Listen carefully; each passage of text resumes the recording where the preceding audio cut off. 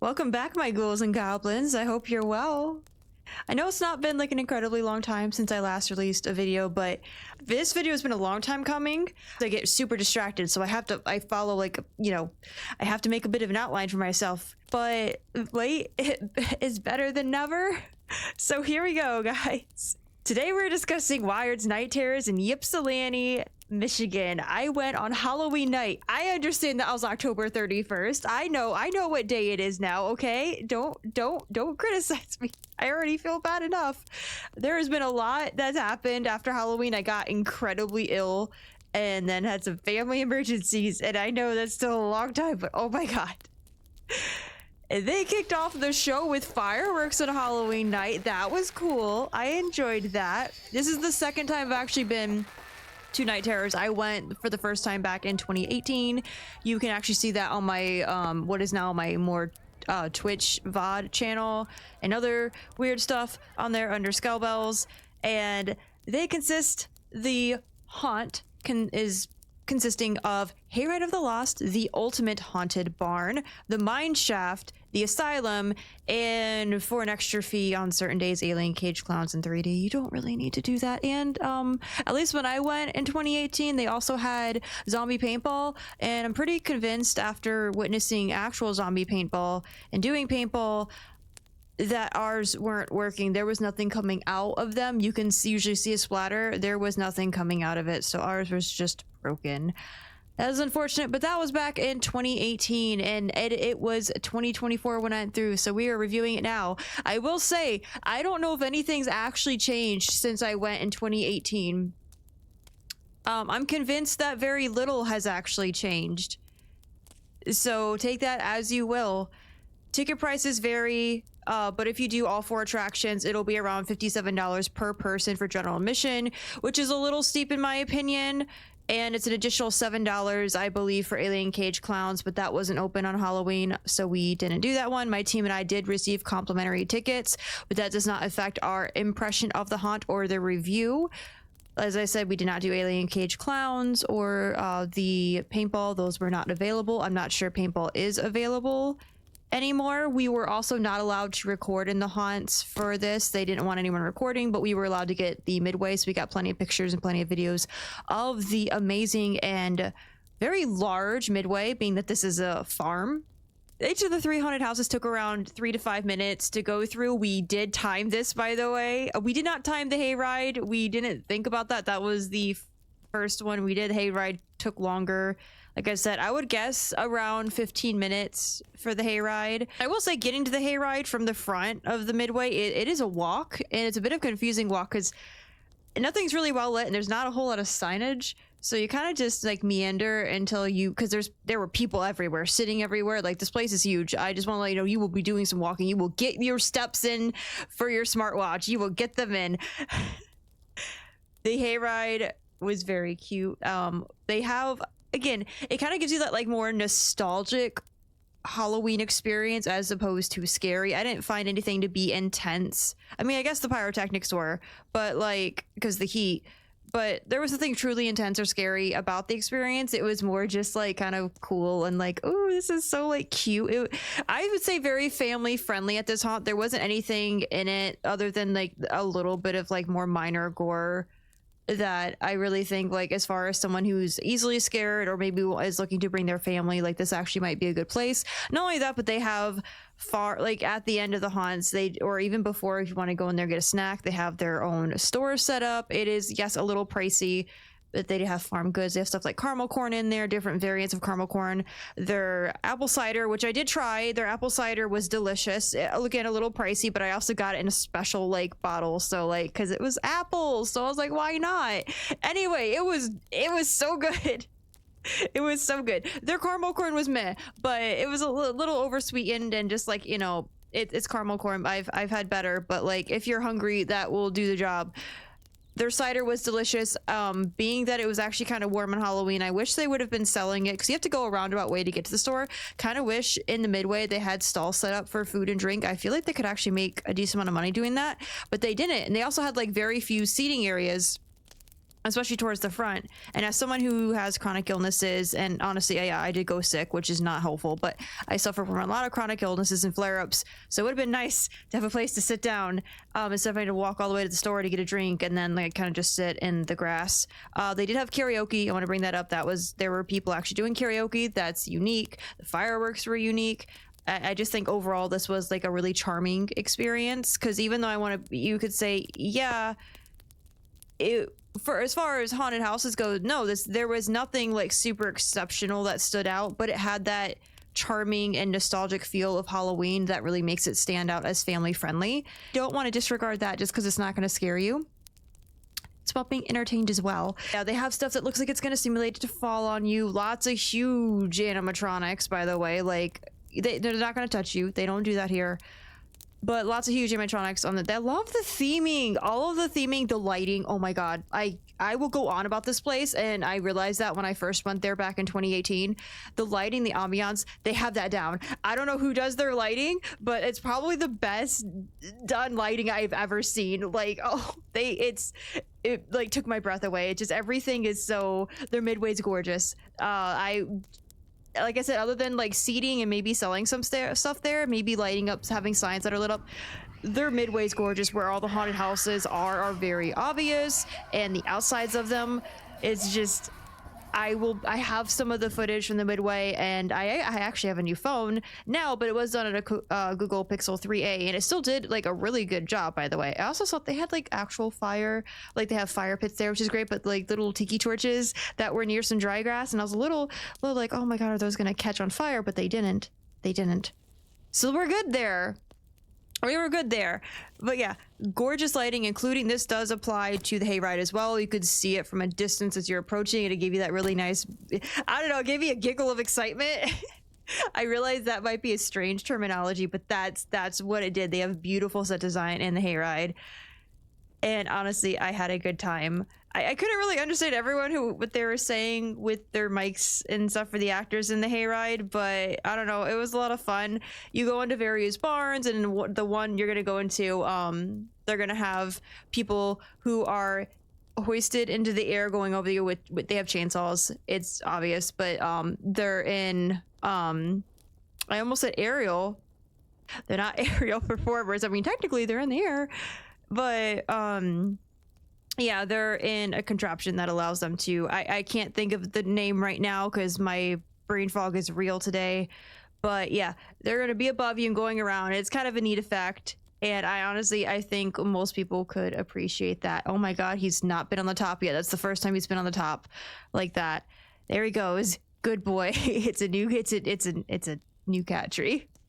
But yeah, we had a great time in the Hayride. Unfortunately, from there it was kind of like all downhill for the most part after the Hayride, which is unfortunate. But Hayride was great. Honestly, if you just go there and do the Hayride, I think you're gonna walk out with like a good taste in your mouth. Maybe that also, you will literally, because they also give you free donuts and cider. So I'm actually trying to remember, because like, did I bought cider? Anyway, you'll like it. It's I can't eat donuts because of gluten allergy, but everyone else seemed to enjoy them, and my team enjoyed them. So, you know, it is what it is. It's cute. And then we move on to the other haunts, which, you know, they weren't as good. And honestly, for kids, they will probably be fine. They're short, which is good, so not a lot of walking to go through. There is still stairs and some of them and ramps, but not a lot. My biggest complaint for the haunted houses, again, besides being 3 to 5 minutes, which is good for some people, especially those with kids, that can be more of a boon than a negative. I realize that. However, my biggest disappointment was like in the Asylum, and it's not that there weren't areas that were cool and well designed, it's just so much of it was extremely generic, and like, of course they're going to rely on animatronics that are poorly timed.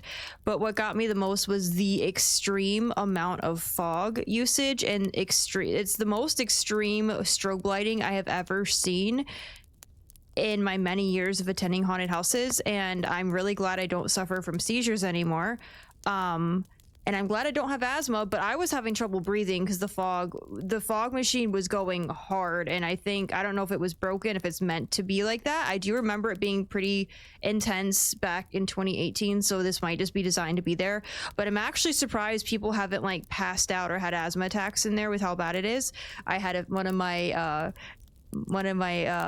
team members does have asthma, and a good thing he did have his inhaler on him. I was actually really worried that he was gonna have to. I don't know if he used it in the hot. You can't see. When I say the fog was extreme, you can't see your hand in front of your face if it's more than like 1.5 feet away from your face. You could not see it. It was that hard to see, guys. So yeah. I know he had some trouble breathing in there. I did. We thought we were going to have to take the emergency exit, not because we were scared, but because of that. However, we didn't. We persisted because I'm like, I still want to see this through to the end. The very beginning was a little unique. They have you sit down, and I don't know if the bench was supposed to move or if it broke when I sit on it. But it did. I assume it's designed to move a little bit because otherwise that's not good. And but yeah, it was, again, like I said, a lot of fog and stuff, a lot of poorly timed animatronics in there. Not the best acting, but again, I think these are probably people who work on the farm, and they're all probably, from what I got the impression, most of them are like related, and it's a family that puts this on. The Asylum, I feel like, is worth skipping. The only thing I want to say is there was like a puppet animatronic that was supposed to be like, I would assume, a patient, but they were like strung up to like be a puppet, and it was very cool. It was very disturbing. Yes, it was dark, so maybe in the full light it's not as cool, but they did that area really well. Like, it's like going through a thing that's like really subpar, and then seeing that, it's like, oh my god, they need more of this. This was so impressive. Like that, it's interesting to see what sticks with you, especially for like this haunt after all these months, to see what, and that stuck with me. Everything. And again, it's all about who you go with. We still had a wonderful time, even though things were underperforming. But overall, it was honestly like a really good hangout spot too, which is not a thing you usually see with haunted houses. And yeah, so I did mention again, I thought the price was a little steep, but we received complimentary tickets. Let's discuss the midway, because I know I already did a little bit. I need to cement the fact that this place, and you're going to see it in the videos and probably why I'm talking, but it was beautiful. I don't even know if my pixel, because it was a 3A, it's going to do it justice, in all honesty. Like, oh my god, it was breathtaking in areas.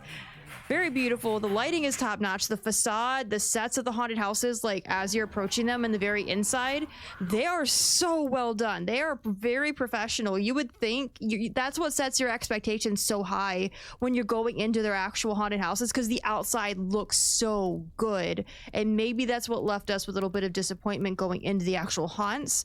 The karaoke is a nice touch that you don't normally see at haunted house midways, and adds to the fact that it feels like a Halloween hangout. The bonfires are nice touch to gather around, rest, talk about your experiences with others. I will say the entire area, like I said before, is very spread out because it's a farm, so be prepared to walk, get your steps in.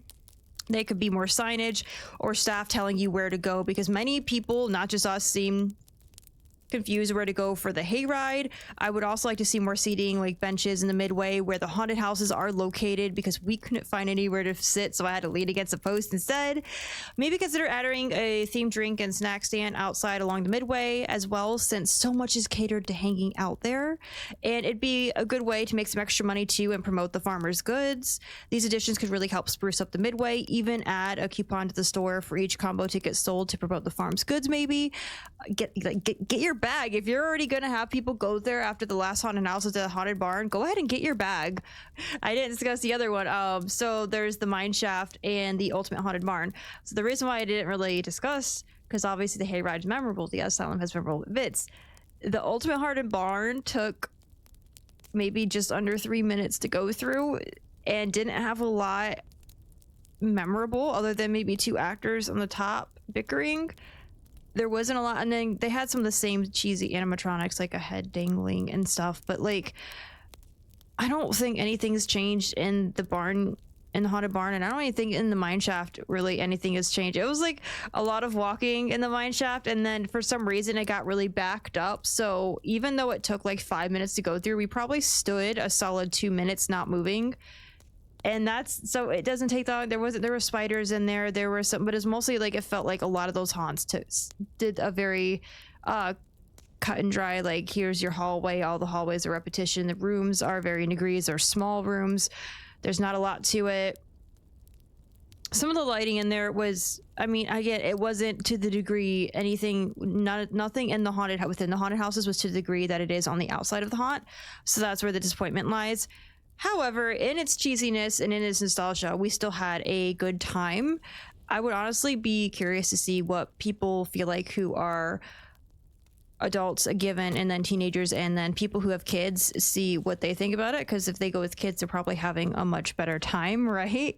Even if they, like, I don't know if the kids would be scared, maybe in the asylum, but I was more scared in the asylum because I couldn't breathe, and then my friend who's part of my team was having trouble breathing, so like that's a real problem. Other than that though, like I really enjoyed the haunted hayride. I think it was probably the best hayride tractor ride that I've been to, and I did 3 this year, so like that says something. I think it was very cute. It was very family friendly oriented, and given the state of everything, I'd say Night Terrors is suitable for families who are looking for some good old-fashioned Halloween fun. It was a very nostalgic experience, and for those seeking more thrills, scares, or mature theming, this might not be the place for you, especially given the price tag. However, if you have kids, this might be worth going. Let me know, have you gone to Wiard's Night Terrors either in 2024 or previously? What did you think? Are you planning on going this year? Because I would really like to know other people's opinions about their haunted houses and over the years how if it has truly changed, because in my opinion and from my memory, not really anything much has changed. So I'd really like to see that. Go ahead, like, comment, subscribe. More videos are coming. I promise I'm going to do my best to keep up with it. And until then, you guys, stay spooky.